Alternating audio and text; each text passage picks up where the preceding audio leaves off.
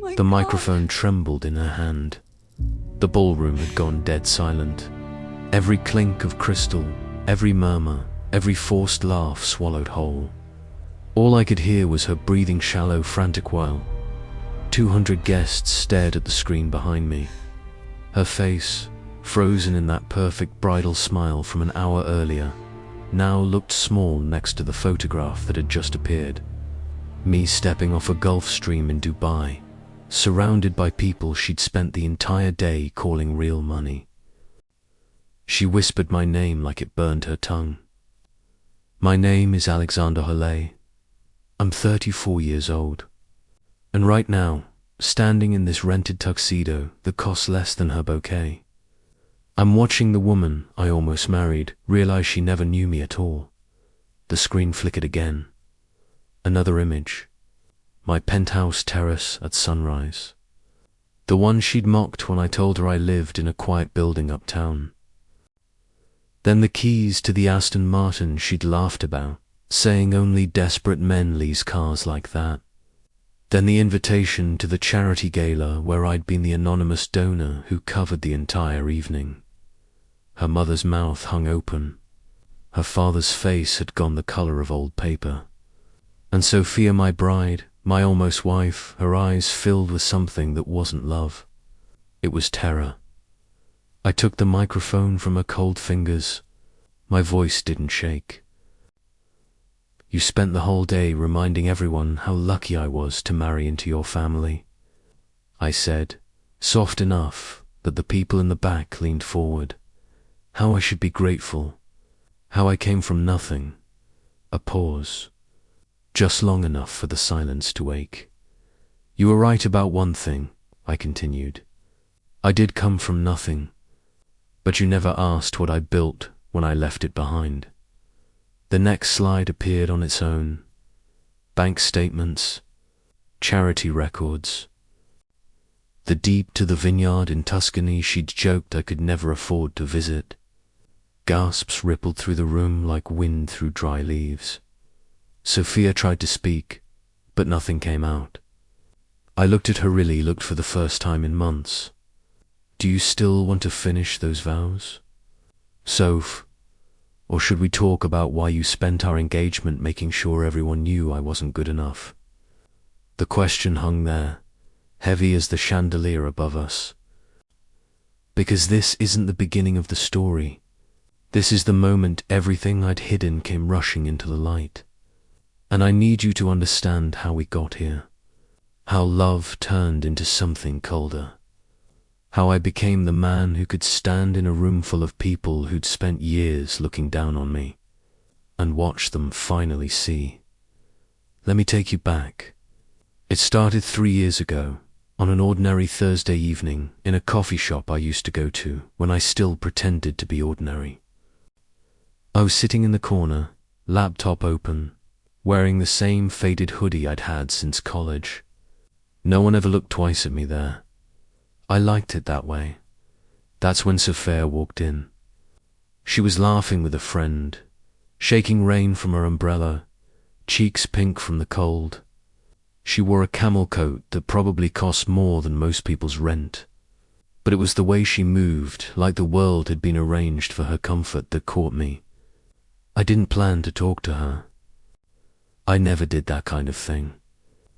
But she dropped her phone sliding into the booth next to mine, and when I picked it up, she smiled like I'd done something charming instead of just handing it back. Thank you, she said. I'm such a mess today. Her voice was warm, musical, the kind of voice that makes you believe people are kinder than they are. We talked for an hour. She told me she worked in art curation, that her family had a place in the Hamptons, that she'd always dreamed of a big wedding at the plaza. I nodded, smiled, let her talk. I told her I was a consultant, traveled a lot, liked keeping things simple. I didn't tell her that my company had just gone public, that I'd sold my first startup at 26, that I owned 3 homes I barely visited. I didn't tell her because I'd learned long ago that money changes how people look at you. With Sophia, I wanted to be seen for something else, anything else. So I kept quiet. We started dating, slowly at first. Coffee turned into dinner. Dinner turned into weekends away. She loved that I listened, that I never name-dropped, that I didn't flinch when her friends talked about private schools and trust funds and who summered where.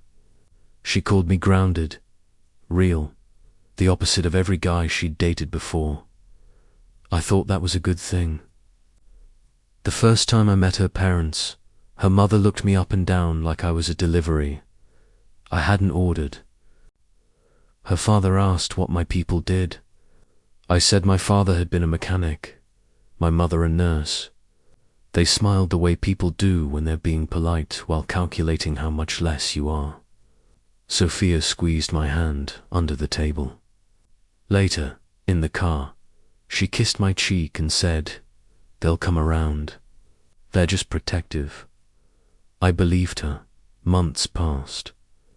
She started leaving little comments about how nice it would be to take a real vacation, about how her friend's fiancé had surprised her with a Birkin, about how she couldn't wait to start our life together in a place with more space. I still didn't say anything. I wanted to be sure. I wanted to believe she loved the man in the hoodie, not the one on the Forbes list. So I kept living small when I was with her. The modest apartment in Brooklyn, the used Audi, the quiet restaurants. She started spending more time with her old crowd. The ones who talked about legacy and bloodlines and who went to Yale. She'd come home, my home, and laugh about things they'd said, how ridiculous they were, how much she preferred being with me, but the laughs felt thinner each time. Then came the engagement. I proposed on a rooftop in Williamsburg. Nothing flashy, just us, string lights, a ring I'd had made but told her was from a small jeweler upstate. She cried, said yes, posted the photo with the caption, "He doesn't need to try hard. He just is." Her friends commented, heart emojis. Her mother called to ask about the stone's clarity. Planning the wedding became a full-time job. She wanted the plaza. She wanted 15 bridesmaids. She wanted a dress that cost more than my first car. I said yes to everything, but I started hearing things. At the bridal shop, when she thought I was in the waiting area, he's sweet, but God, the way he dresses. I'll fix that after we're married. At her cousin's engagement party, his family won't even be at the head table. Can you imagine? At a dinner I wasn't supposed to know about. I love him, I do. But let's be honest, he's punching above his weight. Each time I told myself I was overreacting. Each time the knife turned a little deeper. I started planning, not with anger, not at first, with something quieter, sadder. I wanted to know if any part of her had ever seen me. So I let the wedding go forward exactly as she wanted it.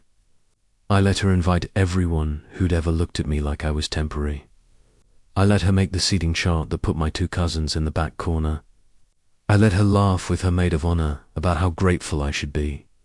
And I arranged for the truth to arrive at the perfect moment, not to destroy her, to free myself. Because by then, I wasn't sure who I was anymore. The man she thought she was marrying, or the one who could buy the entire venue 10 times over and never notice. The morning of the wedding, I stood in front of the mirror, tying a tie I'd bought at a department store sale. My best friend, Marcus, the only one who knew everything, watched me from the doorway. "You sure you want to go through with this?" he asked. I met his eyes in the reflection. "I need to know," I said. "One way or the other." He nodded.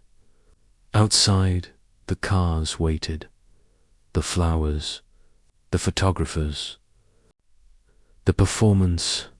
Inside, I carried the weight of every quiet humiliation, every sideways glance, every joke made just loud enough for me to hear. The ceremony was beautiful. She walked down the aisle like a dream. I almost believed it again. Almost. Then came the reception, the toasts. Her father talking about legacy and family and how fortunate we all were. Her maid of honor giggling about how I was such a steal. Sophia beaming, clutching my arm like a trophy. And me, smiling the whole time, waiting. The lights dimmed for the slideshow, the one she'd put together. Photos of us, of her childhood, of European vacations and debutante balls, and a life I'd never been part of. Then, without warning, the screen went black. A single line appeared in white text. Let's tell the whole story. That's when the first photograph appeared, the one that stopped the wedding cold, and that's when I took the microphone. Which brings us back to now, to this moment, to her standing in front of me in a dress that cost a fortune, looking like someone who just realized the floor was never there to begin with. I haven't decided yet what comes next, but whatever it is, it starts with the truth, and the truth has been waiting a very long time. I didn't sleep the night before the wedding. The city was quiet outside my window, somewhere around 3 or 4 in the morning. The kind of hour where everything feels honest because no one's watching. I sat on the edge of the bed in that small Brooklyn apartment I'd kept for appearances, staring at the ring box I'd already emptied. Marcus had come over earlier. He brought a bottle of something expensive I didn't open. We didn't talk much. He just sat across from me and let the silence do its work. Finally, he said, "You can still call it off. Walk away clean."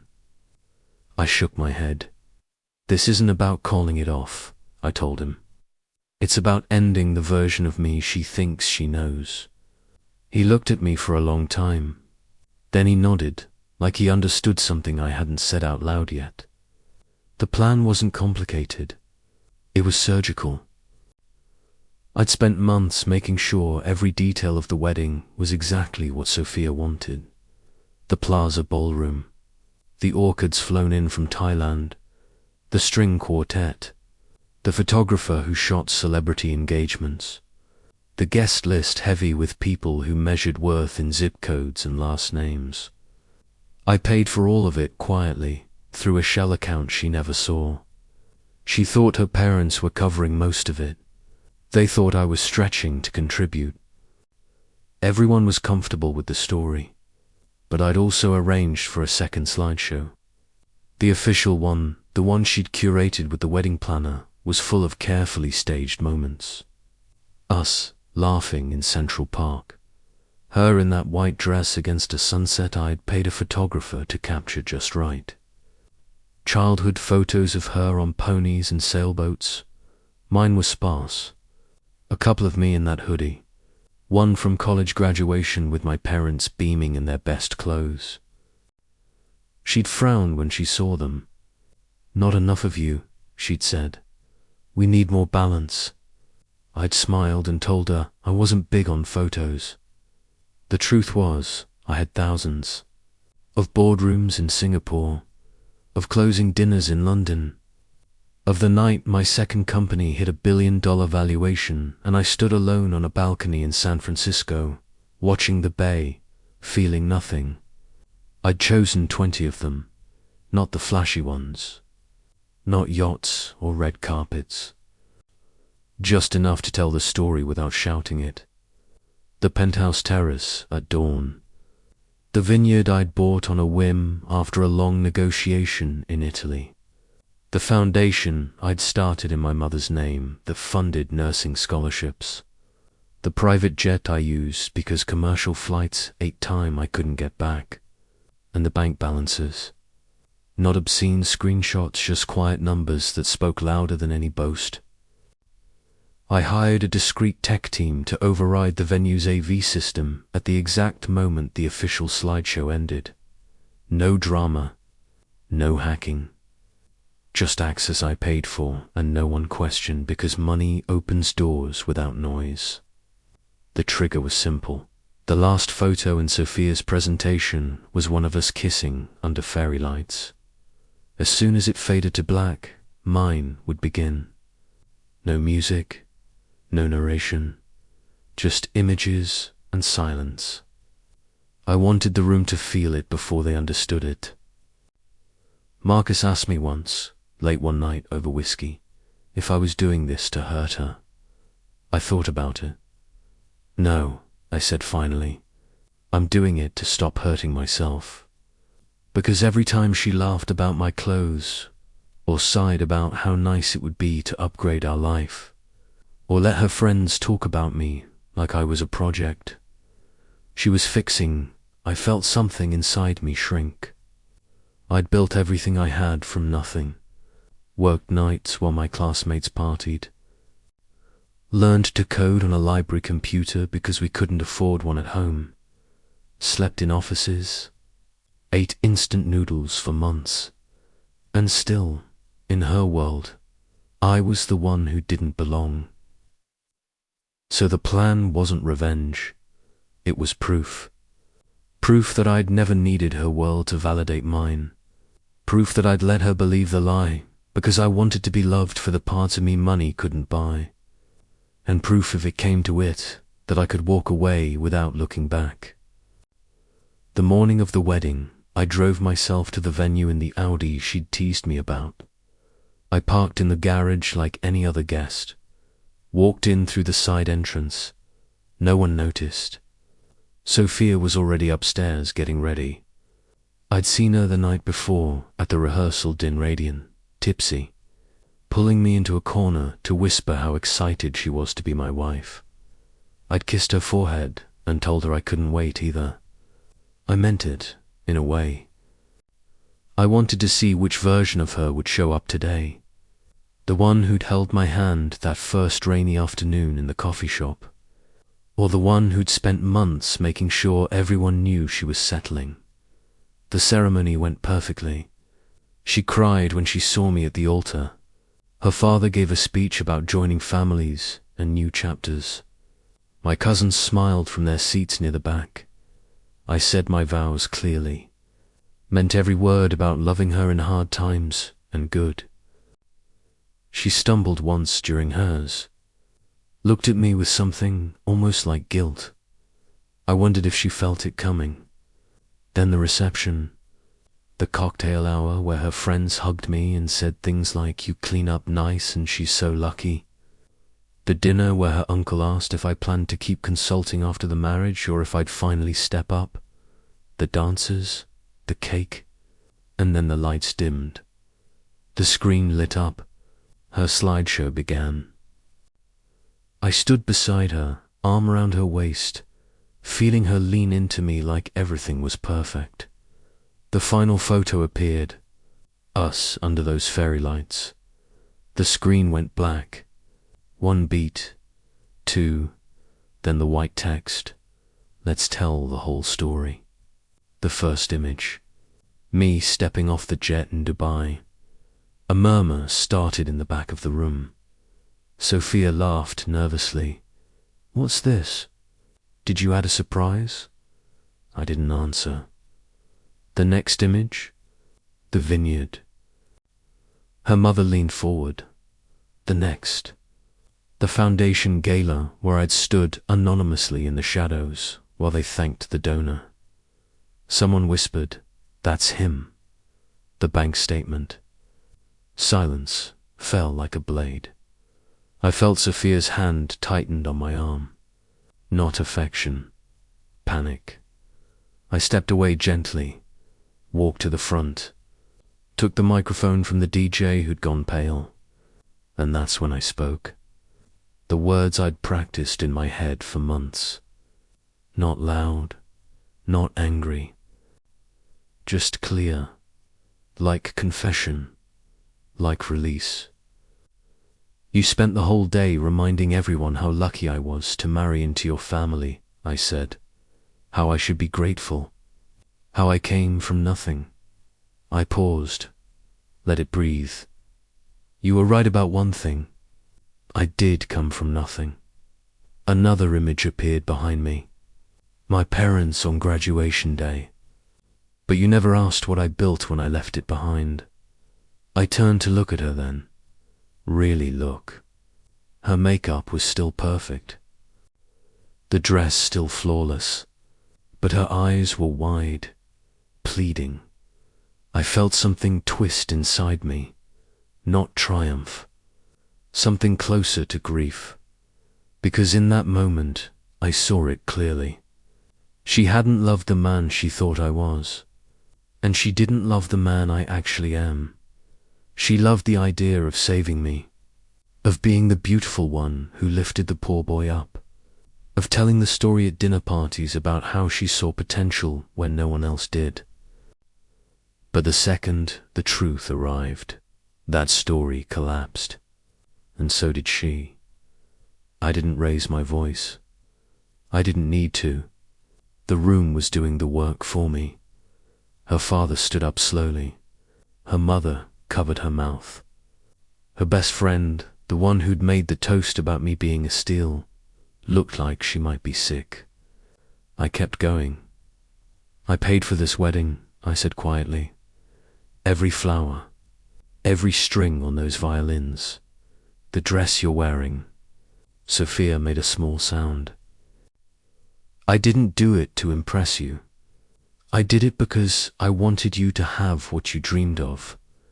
I looked around the room, at least once. Someone in the back started clapping slowly, stopped when no one joined.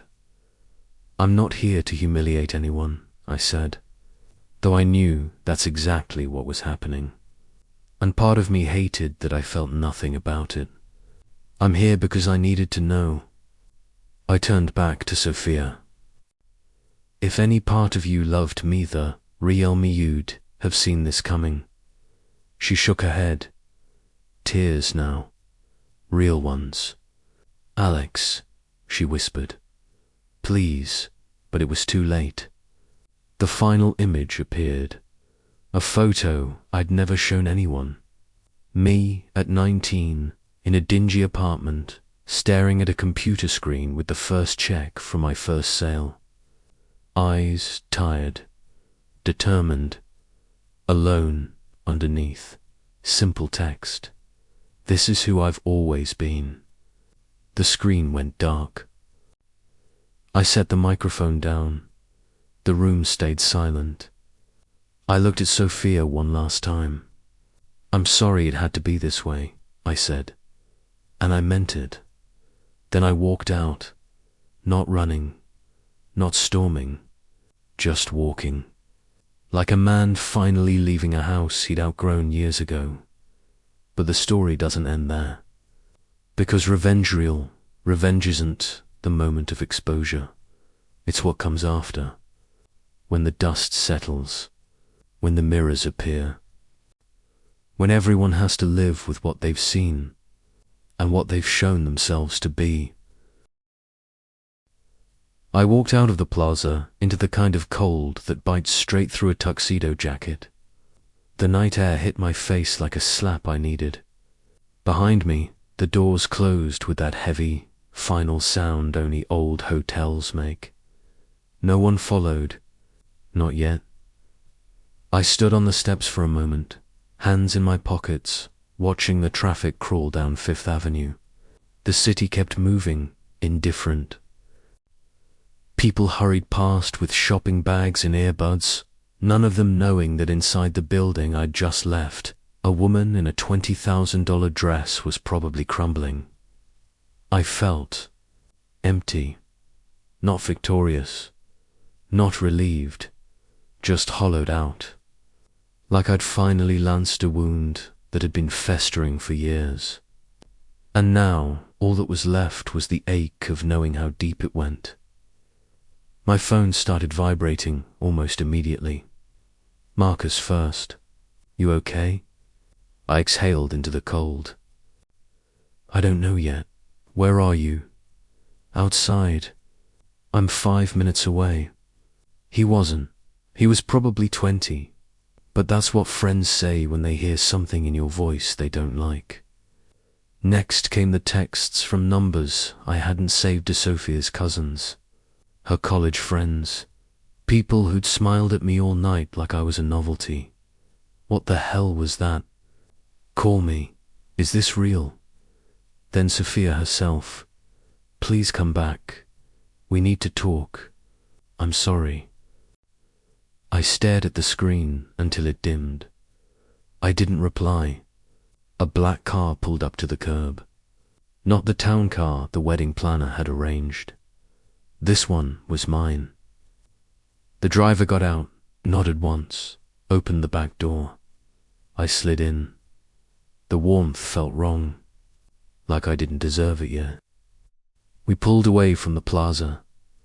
I watched the lights blur past and tried to feel something sharp. Anger, satisfaction, anything. But all I could hear was the silence in that ballroom after the last image faded. The way no one had known what to say. The way Sophia's father had sat back down slowly, like an old man realizing the rules had changed and he'd never been told. I leaned my head against the window. I'd spent years building walls out of silence, never correcting people when they assumed I was broke, never flashing the watch or the car or the stories that would have shut them up. I told myself it was humility. Maybe it was fear. Fear that if they knew the truth, they'd want something from me I wasn't ready to give. Or worse, that they'd still look at me the same way, and I'd have to admit money doesn't fix being invisible.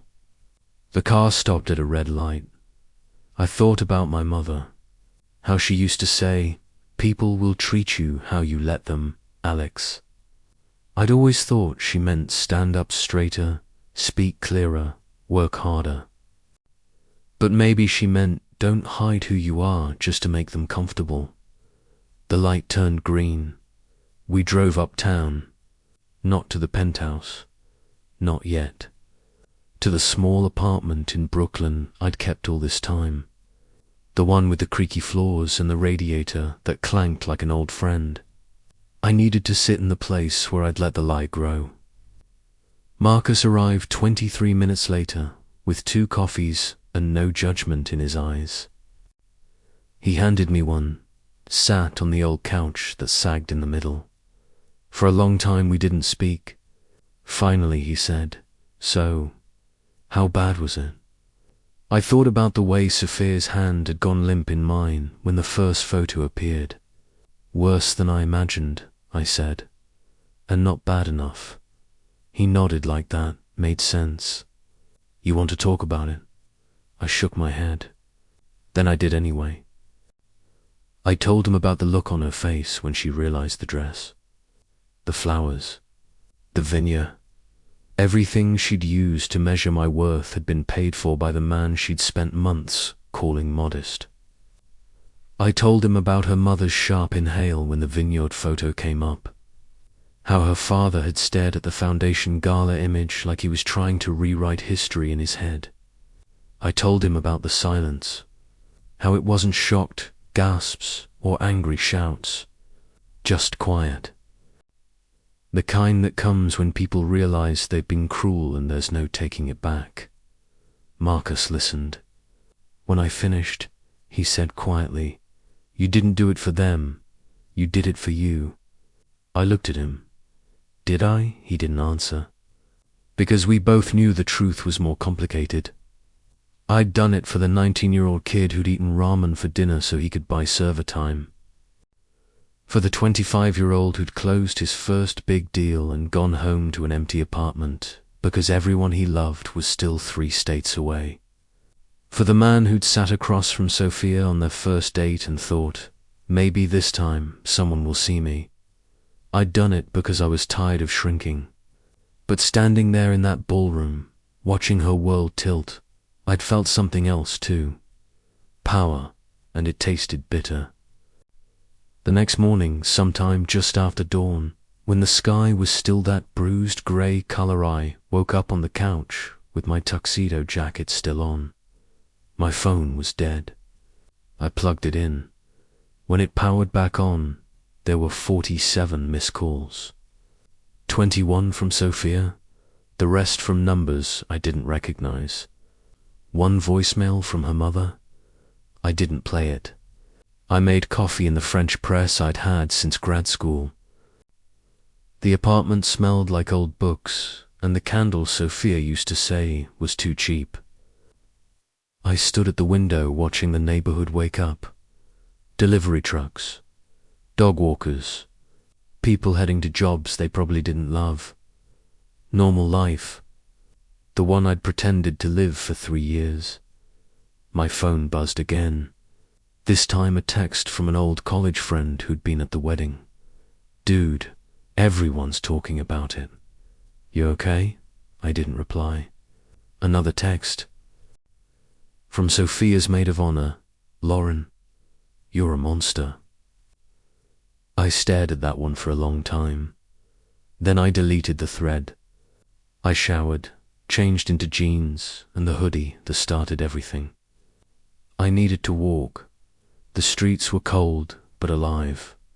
I walked south, past bakeries opening their doors, past kids waiting for school buses. No one looked at me twice. I liked that. I ended up in the coffee shop where I'd met her. It was the same corner booth, same scuffed table. I ordered a black coffee and sat there watching rain start to fall outside. I thought about the first time she'd smiled at me, how it had felt like sunlight after years in fluorescent offices. I thought about the way she'd said my name back then, soft, curious, not yet weighed down by disappointment that I wasn't more. My phone buzzed again. This time I looked. A message from Sophia, not pleading this time. "I know you're not going to answer, but I need to say this anyway." I waited. The typing bubble appeared, disappeared, appeared again. Finally, I was wrong. About everything. I don't expect forgiveness. I just wanted you to know I see it now. All of it. I stared at the screen. My thumb hovered. I typed nothing. I set the phone face down. The rain picked up, drumming against the window.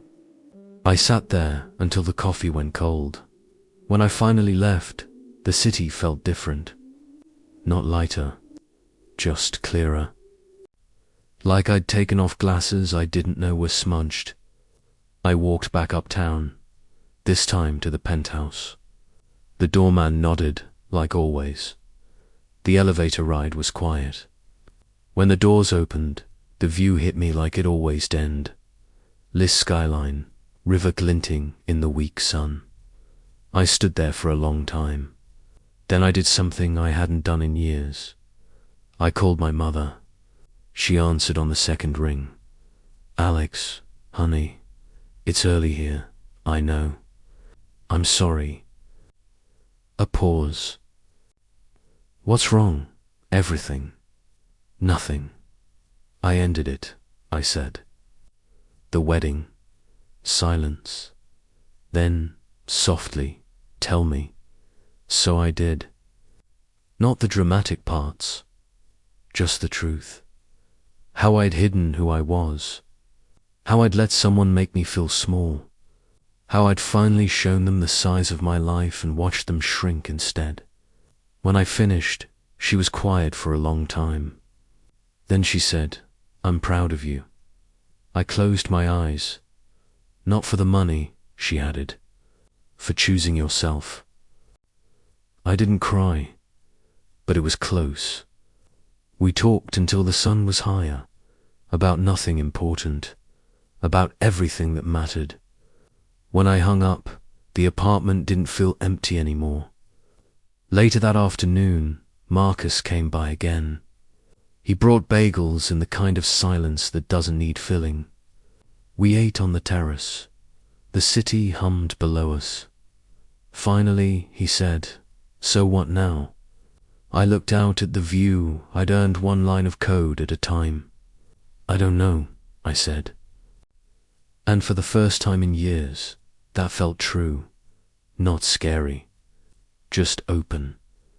The reckoning wasn't the ballroom. It wasn't the photos, or the silence, or the walkout. It was this, the quiet after. The space where I had to decide who I was when no one was watching, when there was no one left to prove wrong or right. Just me, and the life I'd built, and the parts of myself I'd hidden to be loved. The rain had stopped. The sky was clearing. I breathed in the cold, clean air. And for the first time in a long time, I didn't feel like I was waiting for anything. The story wasn't over, but the chapter where I dimmed my own light to fit someone else's shadow, that one was closed. And I wasn't sure what came next, but I knew I'd write it honestly this time. No more tests, no more hiding, just the truth, whatever it cost. Weeks passed like smoke. I didn't leave the penthouse much at first. The city felt too loud, too full of echoes. I worked from the terrace, took calls at odd hours, let the days blur into one another. Marcus checked in every couple of days, brought food I barely ate, sat with me until the silence felt less sharp. The news traveled faster than I expected. Not headlines, nothing that dramatic, but whispers in the circles Sophia moved in. The kind that spread through group chats and charity, luncheons and hushed conversations at Soho House. The groom who wasn't poor after all. The wedding that ended with a slideshow. The bride left standing in Vera Wong, while the truth poured out like light through cracked glass. I didn't feed the stories. I didn't have to. People filled in the blanks themselves. Some painted me as the cold billionaire who'd played a cruel game. Others saw Sophia as the socialite who'd gotten what was coming. Both versions were half true. Neither felt like justice. Sophia tried to reach me for a long time. Flowers arrived first. White roses, dozens of them delivered to the Brooklyn apartment I'd already put on the market. No card, just her handwriting on the envelope. "I'm sorry." I left them on the concierge desk for someone else to take. Then letters, handwritten on the heavy cream stationery her mother always used. The first one was short. "I was cruel. I know that now. I was blind. I thought love meant improving someone. I see how wrong that was. I read it twice, folded it, put it in a drawer I didn't open again." The second was longer. She talked about her childhood, how her father had drilled into her that security mattered more than anything, how her mother measured people by what they brought to the table literally and figuratively, how she'd rebelled in small ways, but never enough, how meeting me had felt like escape, until it didn't. Until she started reshaping me in her mind to fit the story she knew how to tell. I read that one on the terrace at dusk. The city lights were coming on below, one by one. I felt something loosen in my chest. Not forgiveness. Understanding. The kind that hurts more. Because it meant she hadn't been evil. Just human. Weak in ways I'd been weak too. Hiding behind pride the way I'd hidden behind modesty. The third letter never came. Instead, a phone call one evening just after sunset. I almost didn't answer, but her name on the screen felt like unfinished business. I picked up. Silence first. Then her voice, smaller than I remembered. "Hi, hi." Another pause. "I'm not calling to ask for anything," she said quickly. "I just needed to say some things out loud. To you." I didn't stop her. She talked for a long time. About therapy. About how she'd moved back in with her parents for a while because the apartment we'd picked out together felt haunted. About cancelling the honeymoon tickets to the Maldives. About the way people looked at her now, some with pity, some with quiet satisfaction. About realizing how often she'd spoken over me, corrected me, laughed at me in ways she told herself were affectionate. About the moment in the ballroom when the vineyard photo appeared and she'd felt the ground shift. Not because I was rich, because she'd never asked, never wondered, never cared enough to dig past the surface I'd offered. I thought I was saving you, she said quietly, but I was just making you small enough to fit beside me without threatening anything. Her voice cracked. I hated that you didn't need me. Not really. And instead of loving you for it, I tried to make you need me anyway. Silence stretched between us. I listened to her breathe. Finally, I said, "Thank you for saying that." She waited. Hoped, maybe, but I didn't give her more. "I hope you find what you're looking for, Soph." Then I ended the call. I stood on the terrace a long time after. The wind was cold. I didn't feel lighter, but I felt finished. Her family never reached out directly. Her father sent an email through lawyers about returning gifts, dividing deposits. I replied once, "Keep it all. Consider it a donation to clarity." He didn't respond. Her mother was spotted at events, telling a version where I'd deceived everyone from the start. I let it stand. The truth didn't need my defense anymore. Months later, sometime in early spring, when the trees in the park started showing green, I ran into Lauren, the maid of honor, at a coffee shop in Nolita. She saw me first, froze, then walked over like someone approaching a wild animal. "Alex, Lauren." She clutched her cup tighter. "I owe you an apology." I waited. "I was awful," she said. "All of us were. We talked about you like you were lucky to breathe our air." Her eyes filled. "I'm sorry," I nodded. "Thank you." She hesitated. "Is it true you paid for everything?" "Yes," she exhaled. "God, we were such a shoals." A small laugh escaped me. The first real one in months. "Yeah," I said. "You were." She smiled, shaky, then left. I watched her go. Felt nothing sharp. Just the quiet settling of dust. My own life started moving again. Slowly. I sold the Brooklyn apartment. Traveled for work, actual work this time, not escape. Spent a month in Tuscany, walking the vineyard at dawn. Hired a new team for the foundation. Started showing up to things as myself. No more hoodie disguise. No more quiet table in the corner. People adjusted. Some looked at me differently. Some didn't. I stopped measuring. One night in late summer, I was at a small dinner a friend hosted on a rooftop in Tribeca. Nothing fancy, just good wine, string lights, people who built things. A woman sat next to me, dark hair, quiet laugh. She asked what I did. I told her, straight, no softening. She nodded, asked follow-ups, real ones. Later, when the group moved inside, she stayed on the roof with me. We talked until the city went quiet below us. Her name was Elena. She ran a non-profit that built schools in places no one else went. She didn't flinch when I talked about money. Didn't lean in either. Just listened, like I was a person, not a story. We exchanged numbers. I didn't call for 2 weeks. When I finally did, my hands shook a little. She answered on the second ring, We met for coffee, then dinner, then mornings that turned into weekends.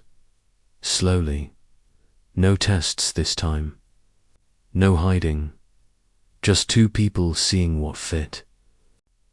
Some nights I still think about the ballroom, about the way the light caught on Sophia's dress when the screen went dark, about the silence that followed, about the man I was before it, and the one I became after. I don't regret the unveiling. I regret the years I spent making myself small enough to be loved. I regret believing that love required it.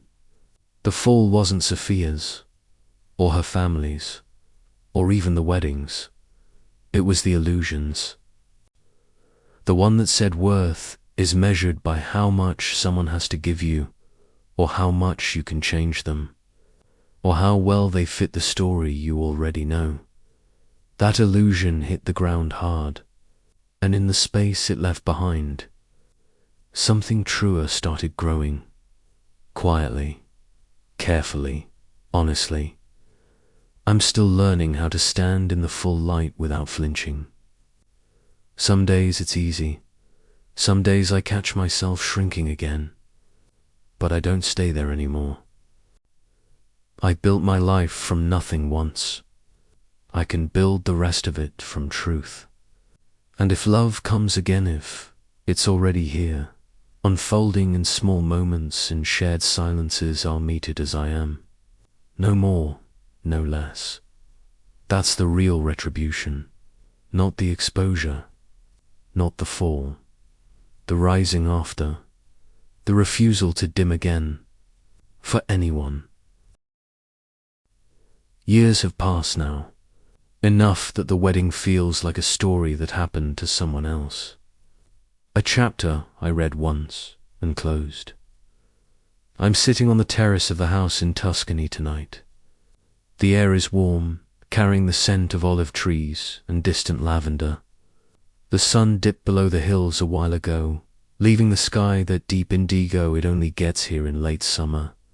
Alina is inside, humming along to something soft on the record player. Our daughter is asleep upstairs, 2 years old, with her mother's dark curls and my stubborn chin. Life didn't rush to fill the space the wedding left behind. It trickled in, quietly, honestly.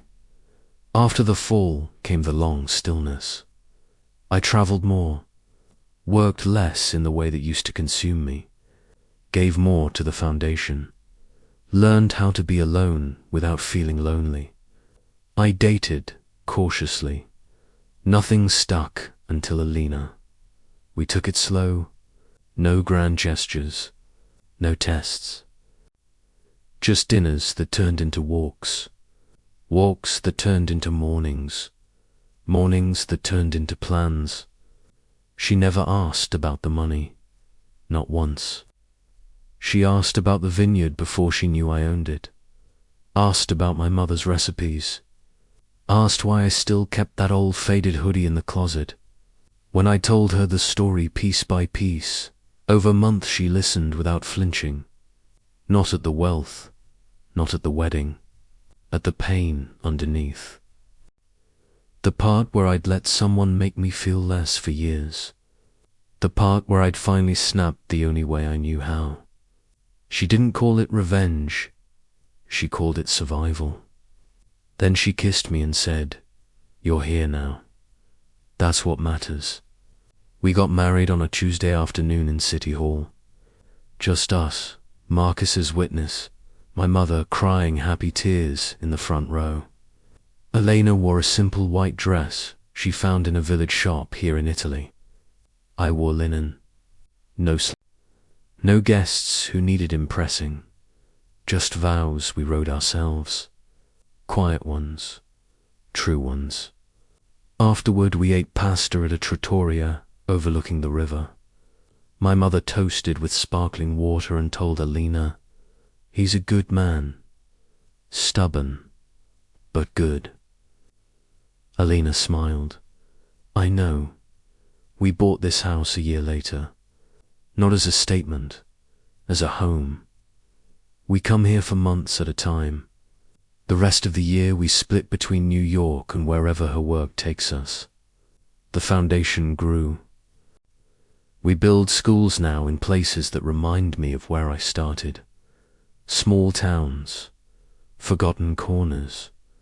I go sometimes, not to be seen, just to remember. Sophia got married again last year. I heard through a mutual acquaintance who thought I should know. Quiet ceremony, somewhere in Connecticut. He's a teacher. They live modestly. She's happy, apparently, or at peace.